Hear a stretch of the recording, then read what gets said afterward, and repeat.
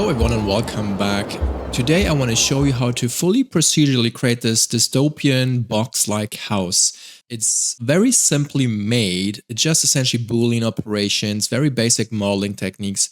As I said, it's fully procedural, so we can generate infinite amount of different variations of this. I am using this setup to instance it on a big environment with thousands of different stacked houses like this. This is an HDA I developed about a couple of days. It took me to generate this, and it has a couple of settings.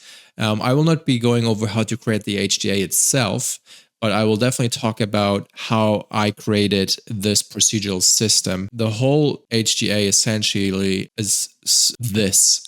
Lots of individual streams, they all come down together here, and then everything is kind of connected.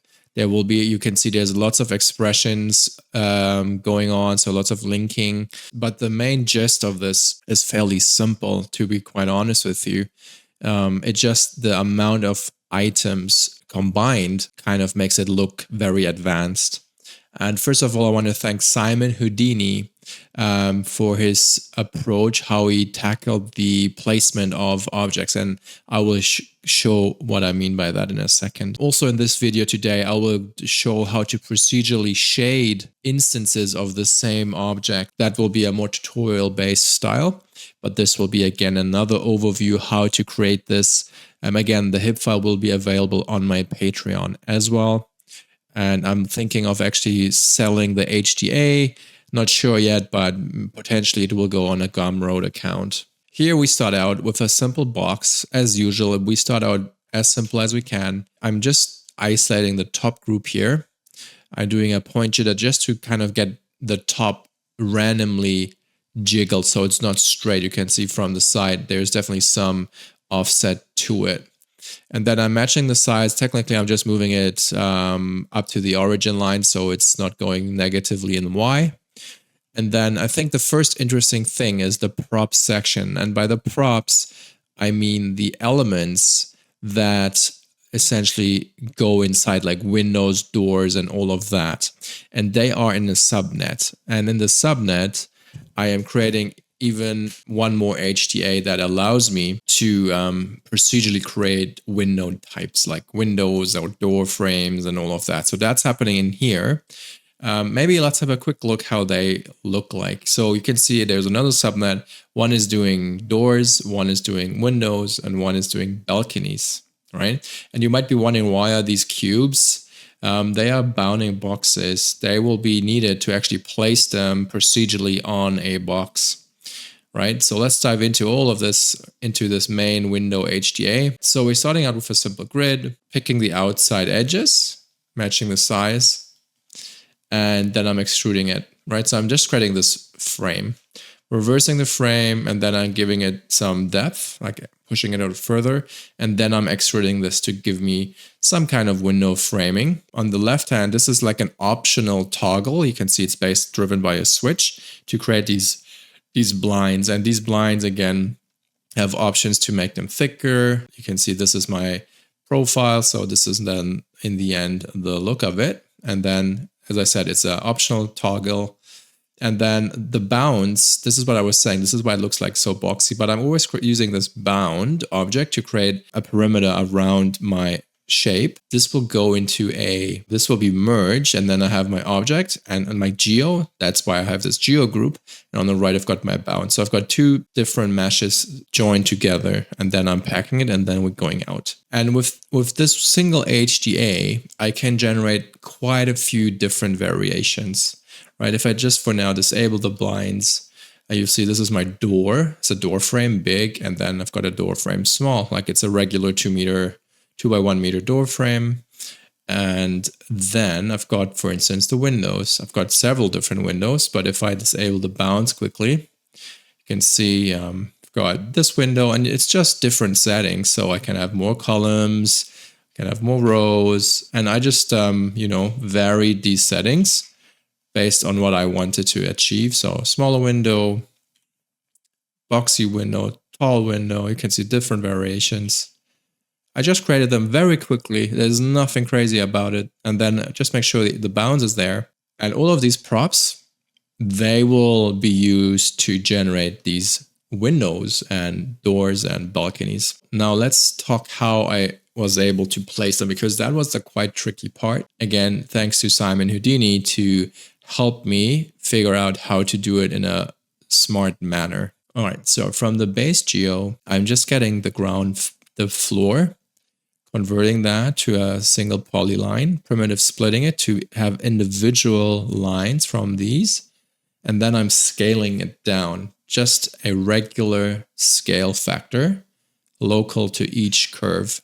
And this will give my props the bounds of where it should be placed. So they will be placed somewhere along these two lines. Then I'm resampling my curve, which we created on the left stream. Let's talk a little bit about the chain tool. It's probably not designed for this specific use case, but the cool thing about the chain, it kind of knows, based on the bounding boxes you are providing it, how to align pieces next to each other, and it will dynamically fit as many pieces in this on the line as there is space to it. And you can, if I create a new chain operator, like a new chain, I'm just doing that because it's not linked to the HDA, because a lot of this is just linked. You will notice that I still have a lot of options here to actually place things and offset them. So there's alignment. I can give it a fixed amount of space, and you can see I can move the pieces left to right. And if there's more space, another object will just pop in automatically. And the cool thing is I can also force it, like this is now cycling between all my objects. I can do a random. So this will just randomly pick any piece it finds in my input props on the top left here. But I can also use a weighted random, which is pretty cool. I can initialize the weights. And what I can do now, they're not named, unfortunately, but I can, for instance, say, hey, I want only 20% of piece 0. I only want 38% of this piece. And this way I can be a little bit more art directed on what do we want to see in the end, right? And right now it's a little bit hard to see what is what. So after the chain, I'm unpacking everything because the chain packs the geo. And when it's unpacked, this here will match the size of my incoming object. So I'm just aligning it on the vertical. And then I'm splitting it from the windows. And I just wanted to give the windows a random height offset. This is now currently locked to 0. But in the end, you can see they are I can actually offset them if I need to. And here I'm splitting based on bounds my final output geo. So this will be my geo that will be attached to the walls, right? So that's my props. And all the props, they will be merged somewhere here. So now let's have a look how we deal with the boolean. So as you can see here at the split, where I'm splitting my geo group from geo to bounds, which we created in this HDA section, I'm going all the way back to my walls and I'm bringing in my pieces here. As you can see that these are my bounding boxes. Similar thing as before, I'm using the split prim by normal to just get the floor and the sides, not the roof. And then all it's doing, the cutter geo, is just a subtraction of my main boolean. And there we go. And then we have these holes. And that is it, technically. And then I'm just giving it some thickness. This is my wall group. I'm merging this back in.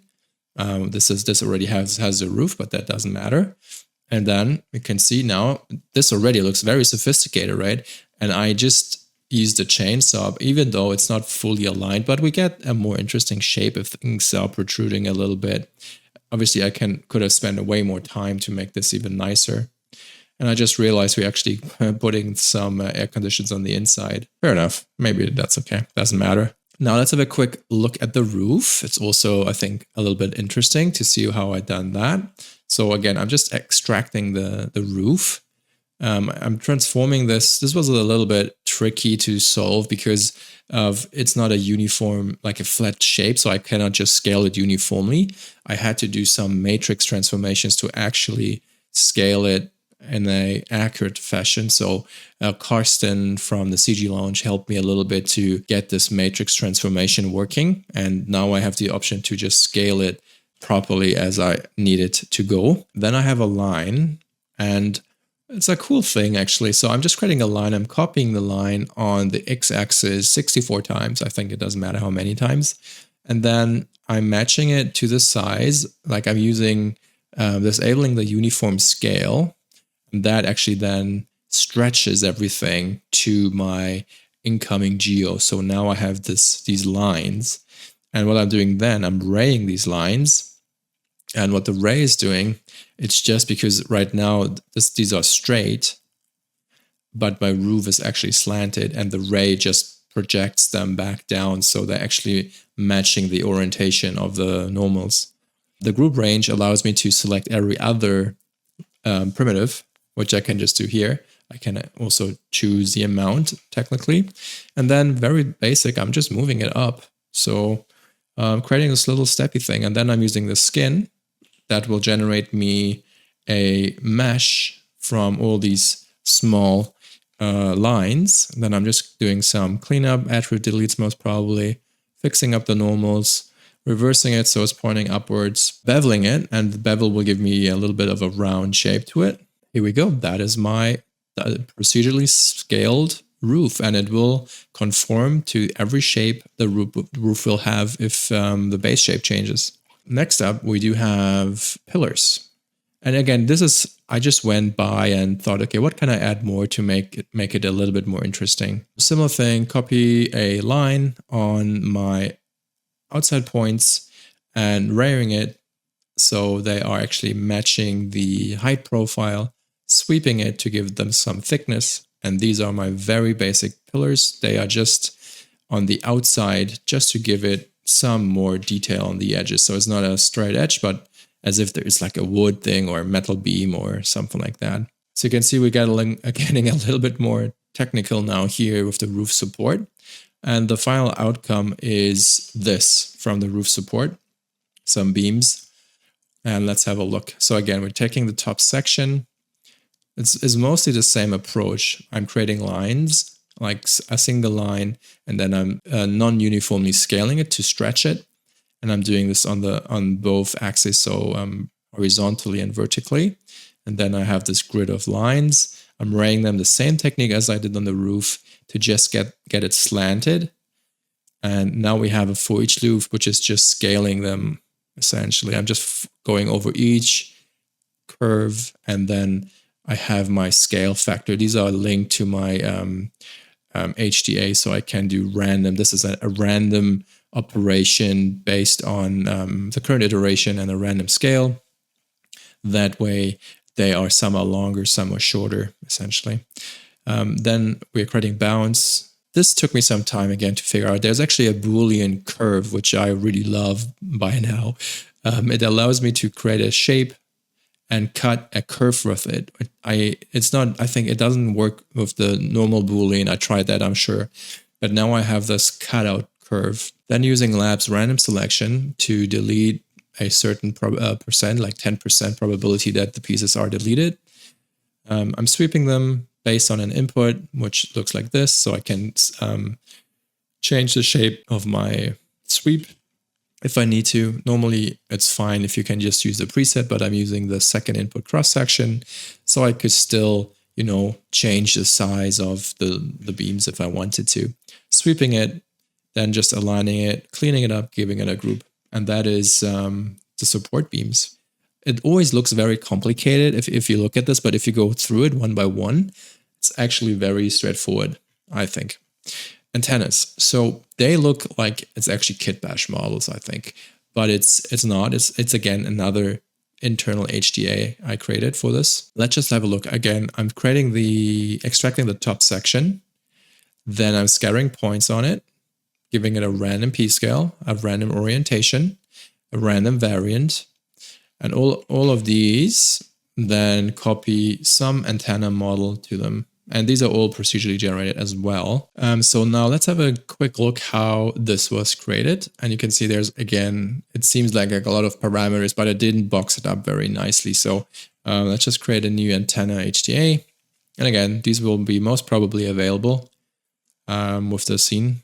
Allow editing. All right, so this is the HTA. It looks actually very simple. Like there's not too much going on, quite frankly. Starting with a line, giving it some random p-scale. I'm doing a progressive resample, which is a fun node, which you can give it essentially a, you can see this is a p-scale noise. It has like a very strong values, very strong clamps in here. And based on this noise, I can resample it. So where there's high density, you get a little bit more points. I just did that to do some variations of this placement of the vertical lines, because if I wouldn't have this, they will be just uniformly scaled.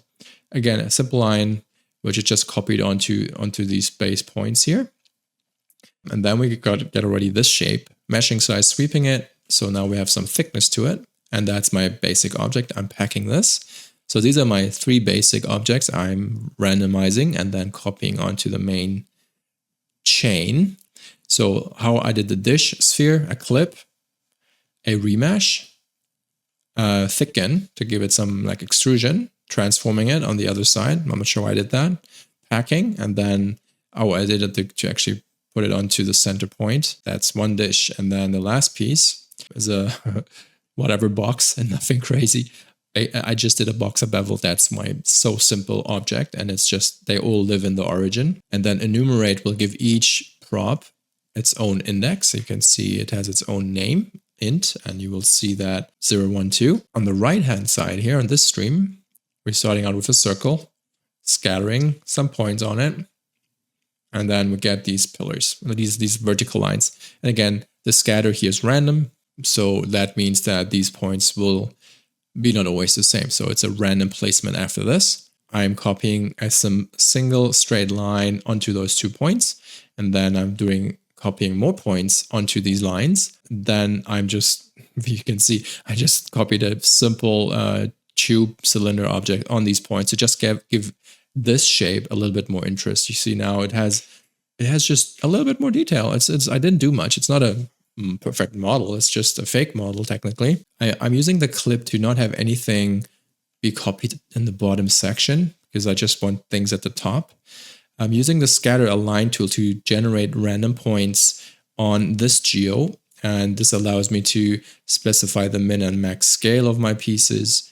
I'm peaking them to push them outside. That's why I created the normals to do the peaking. Now I can, if I'm very subtle with it, you can see that I'm moving these points outwards of the normals. These are then copied over. So if I use a peak, you will now see that the dishes are actually pushed outside. Attribute from pieces generates me the weight, the name, weights, and placements, which object goes onto which point. And then this is just a random piece scale again. And these are then merged onto this thing. On the right-hand side, this is where the wires are happening. You can see that makes it a little bit more sophisticated as well. And the wires are the lab's cable generator. You just pick random points. I'm actually just creating the points from the base geo, like that. And then from this, I'm getting the longest connections. So I'm just creating point connections from one point to the next, and I'm just finding out the longest pieces. And then the random selection just gives me a maximum of 5 primitives from each of those points. And then the cable generator happens to create the fake gravity effect. You can see I can play with the cables. I can generate more cables. And you can see everything is bluish, which means it's connected to the outside. And that is how a single antenna is made. And then I'm doing this big for loop, and my global seed, this one is based on the current iteration. And now if I look at it, this is then all the different versions I'm creating. Randomly on the points we created, they are just picked randomly. One of these are then copied over. And this makes it very unique. AC placement, you will laugh how simple that is. It's a tube and a box, and I'm booleaning it to create a hole, beveling the edges, creating a box, giving it some vertical divisions, extracting a single line from it, raying it back onto my original bounding box, giving it some thickness, merging it, and now it has like a little cage around it. This is transforming it for the copying, single AC out, and then we're just copying it over onto my wall pieces. And a similar thing as before, everything is being merged at some point, and that's how straightforward this whole process is. And again, the scene will be available for you to really dissect it if you want to. But the cool thing is now I can just randomly generate so many different variations of that single asset. And if I just want to change maybe the roof, I can have a different seed for the antennas. If I want to be very specific, I can change the antenna seed, so that will actually regenerate me different antennas. And this shack is then placed within a for loop, which generates me variations of these shacks. Okay, for the alignment, I need to have the name attribute on primitives instead of points. But then here you can see that I have all these different variations, different amount of antennas. They are all unique. Some have balconies, some don't. And then these are in the end used to stack, like to create these. This is a different setup. I will go over that at some point as well. But technically, it will then use my setup to generate me these hero stacks, which has a lot of different instances of these individual houses. And you can see this has now props added as well, these containers. But in the end, it's just, I think, 15 different building types scattered. And this is the distance we will be seeing them. That's why I did not pay too much attention on making sure the models are perfectly modeled and all of that. So, and then also in the distance, there will be tons of smaller ones as well.